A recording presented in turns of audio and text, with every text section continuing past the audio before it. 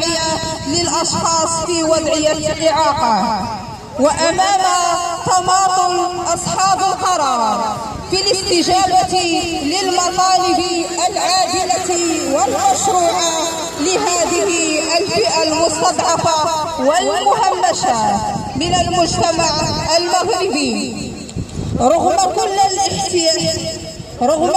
الاحتجاجات المتتالية الوطنية منها والجهوية. نظمت التنسيقية الوطنية للأشخاص في وضعية إعاقة يومه الثلاثاء 16 مايو 2017 عدة وقفات جهوية أمام مقرات الولايات الجهوية، منادية جميعها بضرورة التسريع في الاستجابة لكل مطالب التنسيقية قبل تفاقم أوضاع هذه الفئة ووقوع نتائج لا تحمد عقباها.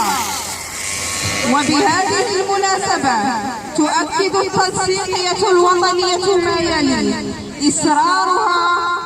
إصرارها مواصلة وبشكل تصعيدي كل الأشكال النضالية الوطنية والجهوية إلى أن تتحقق جميع المطالب التي أقرتها القوانين الوطنية والمواثيق الدولية.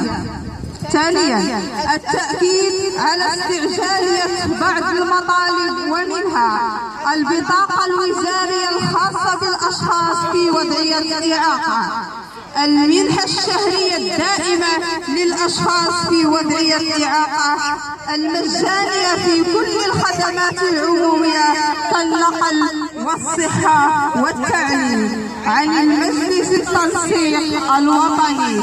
تحية نضالية.